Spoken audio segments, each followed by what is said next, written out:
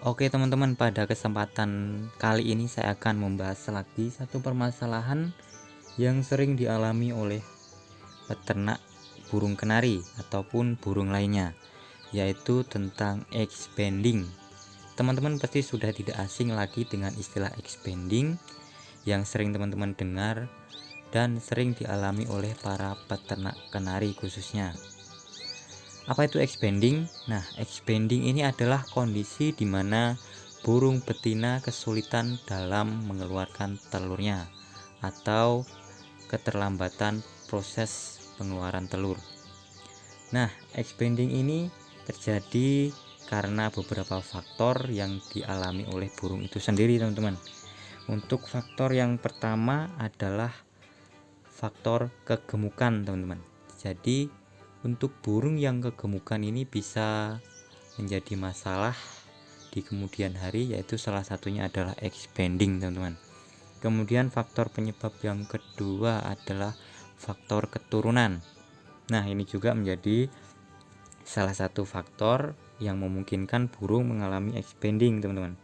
Kemudian faktor yang ketiga adalah telur yang lebih besar dari biasanya, teman-teman, atau kondisi telur yang mempunyai ukuran lebih besar sehingga menyulitkan burung untuk mengeluarkan telurnya. Kemudian untuk faktor yang keempat ini adalah faktor usia, teman-teman. Jadi usia ini mempengaruhi, misalkan untuk yang usia sudah sangat dewasa ini juga akan dapat menyebabkan expanding. Kemudian untuk kenari yang masih pemula atau awalan, teman-teman, siapan yang baru pertama kali bertelur, ini juga akan dapat terjadi expanding karena mungkin naluri untuk bertelurnya masih kurang, teman-teman, jadi sedikit takut-takut dalam mengeluarkan telur, teman-teman, seperti itu. Kemudian untuk faktor yang kelima adalah faktor kekurangan nutrisi dan gizi yang tidak seimbang, teman-teman. Jadi ini juga menjadi salah satu penyebab terjadinya expanding pada burung kenari karena kekurangan nutrisi dan gizi yang tidak seimbang. Oke teman-teman, itulah sedikit faktor-faktor yang mempengaruhi atau menyebabkan burung mengalami expanding. Oke, sebelum lanjut, jangan lupa dukung channel ini dengan like, komen, dan subscribe. Oke, selanjutnya setelah kita mengetahui faktor yang menyebabkan burung mengalami expanding, langkah selanjutnya adalah kita harus tahu ciri-ciri kenari yang mengalami expanding, teman-teman. Dan ciri-ciri yang pertama adalah burung mengalami keterlambatan bertelur, teman-teman. Nah, ini bisa teman-teman ketahui dengan cara menghitung sejak burung mengalami proses perkawinan, teman-teman.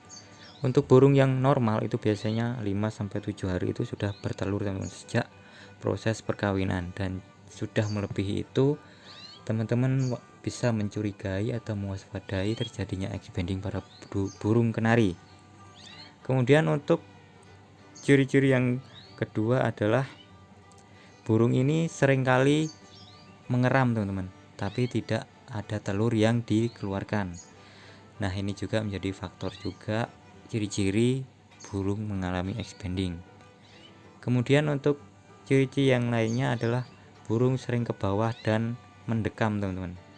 Diam di bawah kemudian mendekam, ini juga. Oke teman-teman, berikutnya adalah alat-alat yang perlu kita siapkan untuk burung mengalami kenari expanding, teman-teman. Nah, ini dia. Yang pertama ada minyak goreng, teman-teman. Kemudian ada pipa kapiler. Nah, ini teman-teman bisa dapatkan di toko kimia. Ini tidak wajib, teman-teman, karena teman-teman bisa menggunakan seperti cotton bud ini, teman-teman. Oke, langsung saja kita ambil burungnya, teman-teman. Nah, ini dia. Ini adalah burung yang mengalami expanding, teman-teman. Ini tipe burung bulu tebal, teman-teman. Nah, dan ini salah satu cara untuk mengetahui kenari mengalami expanding, teman-teman, yaitu teman-teman dapat merabanya di bagian bawah. Ini pasti akan ada sedikit benjolan seperti telur gitu, teman-teman. Dan untuk langkah yang harus kita lakukan adalah kita membahasi cotton bud, kemudian kita oleskan di bagian kloaka dari burung itu sendiri. Kita oleskan pelan-pelan, teman-teman, jangan sampai kita menekannya terlalu keras ditakutkan nanti telur yang ada di dalam perut burung ini pecah, dan itu tentu akan sangat beresiko dan bahkan burung akan dapat mengalami kematian, teman-teman. Jadi teman-teman bisa mengolesinya pelan-pelan sampai kira-kira minyak ini masuk ke dalam kloaka dari burung itu sendiri. Nah, seperti ini teman-teman, bisa mengolesinya pelan-pelan.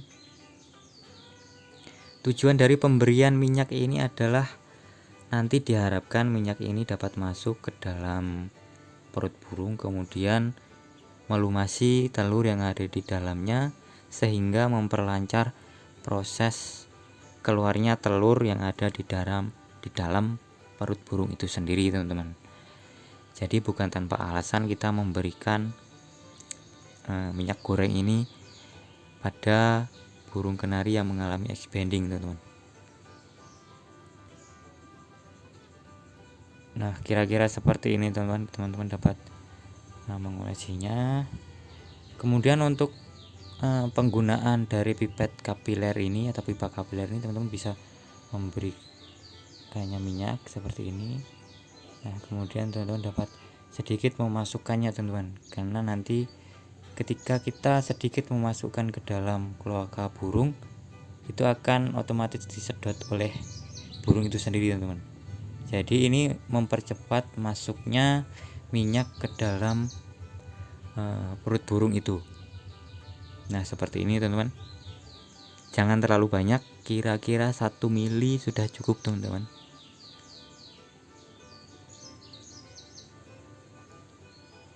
Nah, setelah itu kita dapat kita bersihkan sisa-sisa minyak yang berjajaran di sekitar perut burung yang di bawah. Setelah ini proses selanjutnya adalah kita dapat meneteskan sedikit minyak makan ke dalam mulut burung, teman-teman, dengan menggunakan cotton bud juga, tapi dibalik ya, teman-teman, jangan yang bekas tadi. Nah, ini sebelahnya. Nah, dapat kita teteskan kira-kira 2 kali tetes. Kemudian kita masukkan lagi kandang nanti dan kita tunggu keesokan harinya. Mudah-mudahan dapat dikeluarkan telurnya. Oke, teman-teman, demikianlah sedikit cara yang saya lakukan untuk mengatasi kenari yang mengalami expanding, teman-teman. Semoga informasi ini dapat bermanfaat untuk teman-teman semua. Jangan lupa dukung channel ini dengan like, komen, dan subscribe. Oke, teman-teman, sekian dulu. Salam sehat, salam hijau untuk kita semua.